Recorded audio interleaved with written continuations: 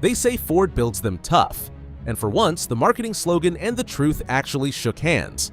Long before infotainment screens, downsized turbo 4s, and the great cost-cutting era took over, Ford built engines so simple and so over-muscled that they didn't just survive their warranties, they outlived their owners' mortgages, their divorces, and in a few cases, their owners.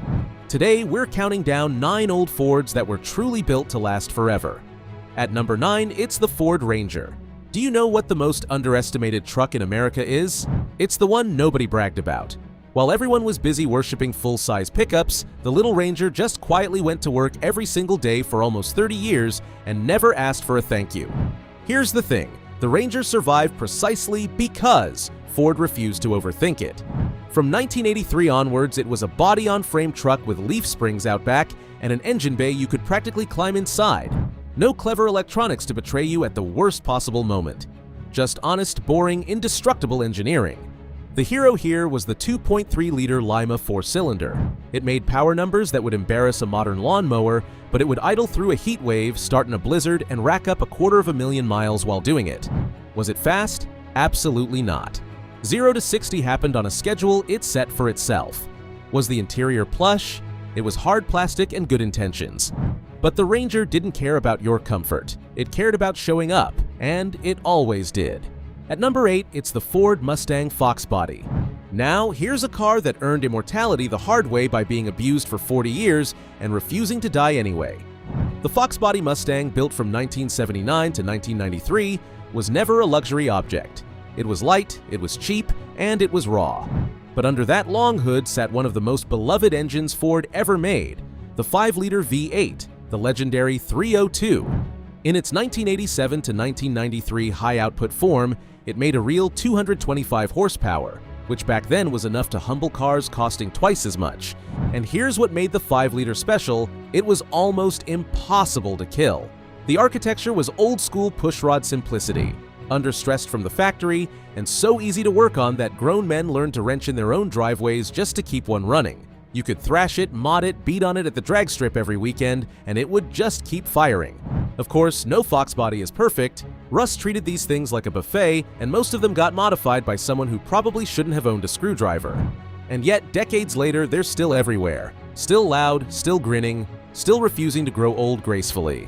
At number 7, it's the Ford E-Series Econoline. Let's talk about the most invisible legend on this entire list. You've seen 1,000 of them and never noticed a single one. The Ford Econoline, the big white work van that hauled plumbers, paramedics, church groups, and questionable cargo all over the country since 1961. Nobody ever looked at one and felt their heart race. But that was never the point. The point was that it would still be running long after everything around it had been recycled. Ford built the E-Series like commercial equipment, because that's exactly what it was. Heavy-duty frame, brutally simple mechanicals, and a menu of engines that ranged from durable to absurdly durable, including, in its later years, that bulletproof 300 Inline-Six and even a diesel option. Fleet operators put these vans through a kind of abuse that would make a war zone flinch, and the Econoline just absorbed it. 300,000 miles of stop-start delivery work? That's a van that's barely warmed up. Sure, it drove like exactly what it was, a giant metal box with a steering wheel. Comfort was theoretical. But the Econoline wasn't built to impress you. It was built to outlast you, your business, and probably your second business too. At number 6, it's the Ford Falcon. Every great durability legend has an original story, and for Ford, the Falcon is where the whole obsession with the unkillable 6 really got going. Launched in 1960, the Falcon was Ford's answer to a simple question: can we build a compact car that's cheap to buy, cheap to run, and almost impossible to break? The answer turned out to be a resounding yes. The Falcon's secret weapon was the thrift power Inline-Six, a small, simple, low-stress engine that asked for almost nothing and gave back decade after decade of faithful service. And here's the part most people forget. The Falcon was so good, so versatile, and so cheap to engineer around that Ford built the original Mustang on its bones. That's right, the most famous Ford of all time owes its existence to this humble little economy car. Without the Falcon, there is no pony car revolution. Was it exciting? Not even slightly. The Falcon had all the visual drama of a filing cabinet, but it laid down the blueprint, simple, rugged, repairable, that Ford would lean on for the next 40 years. Every reliable Ford that came after owes this one a quiet nod of respect. At number 5, it's the first-generation Ford Bronco. Imagine a vehicle so mechanically simple that you could fix most of it with hand tools, a patch of shade, and a free Saturday. That's the original Bronco. Built from 1966 to 1977, the first-generation Bronco was Ford's no-nonsense answer to the off-road question. It rode on a sturdy body-on-frame chassis, used coil springs up front for a genuinely clever ride, and could be optioned with the 2.89 and later the 3.02 V8 engines, which are so proven they're still being rebuilt and run today. There were no computers to corrupt, no sensors to fail in the middle of nowhere, no software updates to brick your truck on a Tuesday. That mechanical honesty is exactly why early Broncos refused to disappear. Drop one off a sand dune, drown it crossing a river, leave it parked in a field for a decade, and with a weekend of attention, it'll fire right back up like nothing happened. The catch? Rust loved these things, and the ride could be charitably described as agricultural. But durability was never the question. These trucks were built during an era when Ford measured a vehicle's worth by how much punishment it could take, and the Bronco could take an astonishing amount.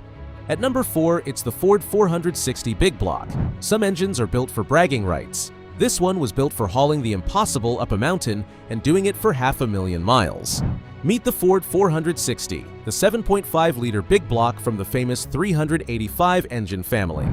From the late 1960s all the way to the mid-1990s, this enormous V8 found its way into heavy-duty F250S and F350S, full-size vans, and just about every motorhome that ever clogged a national park. And the reason it lasted forever comes down to one beautiful principle. It almost never had to try. The 460 made its monstrous torque at low RPM, loafing along while smaller engines screamed. A big, lazy, understressed engine like this barely breaks a sweat doing the work that would destroy something smaller, and an engine that never strains is an engine that never dies. People routinely racked up enormous mileage on these, towing loads that bordered on illegal, and the 460 just kept pulling. Now, let's be honest about the one flaw. The 460 drank fuel like it had something to prove, and watching the gas gauge move in real time was a genuine spectator sport. But if you needed to move a house and have the engine survive to do it again next week, nothing said yes quite like a 460. Before we get to the final 3, do me a favor, hit that like button and drop a comment telling me which classic Ford you'd trust to get you home. Now, let's keep going. At number 3, it's the Ford Crown Victoria. Here's a car that police departments, taxi fleets, and grandparents all agreed on, which, if you think about it, is basically a miracle. The Crown Victoria, riding on Ford's legendary Panther platform from 1992 all the way to 2011, was built like a relic from a tougher age, and that was entirely the point. While the rest of the industry rushed toward lightweight unibody construction, the Crown Vic stubbornly kept its full body-on-frame chassis and a solid rear axle, the automotive equivalent of refusing to retire. Under the hood sat the 4.6-liter modular Vi-8, a smooth, understressed, almost suspiciously reliable engine that treated the 200,000-mile mark as a warm-up lap. This is why the Crown Vic became the unofficial transport of every taxi rank and police motor pool in North America. Fleet managers don't care about cup holders, they care about cost per mile, and the Panther delivered numbers that bordered on the supernatural.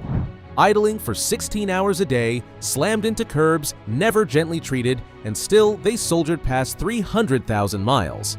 The one genuine weak spot was the plastic intake manifold on certain years, which could crack at the coolant crossover. Replace it, and the car would happily outlive its third owner. They simply do not build cars like the Panther anymore, and most companies wouldn't dare. At number 2, it's Ford's 7.3-liter Power Stroke. Now we arrive at the engine that has its own fan clubs, its own forums, its own near-religious devotion, and honestly, it has earned every bit of it.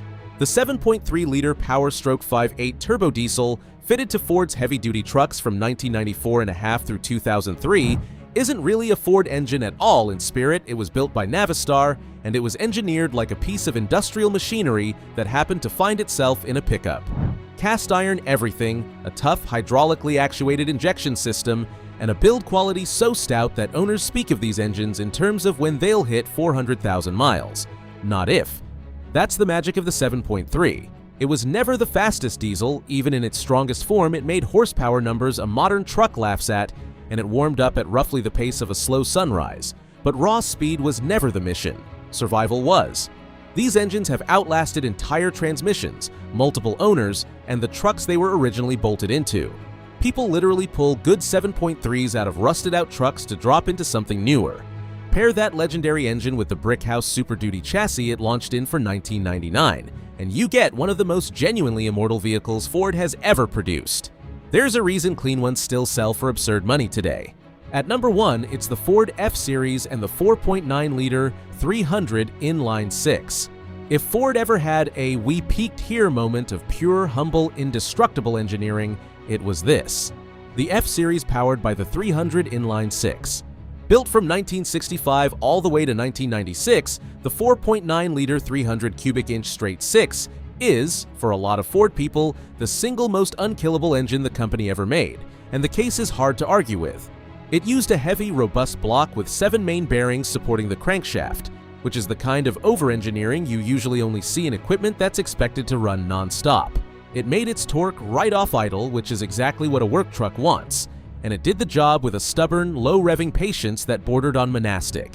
This engine didn't just live in pickups. Ford put the 300 in vans, in school buses, in industrial equipment, in irrigation pumps that ran in fields for decades.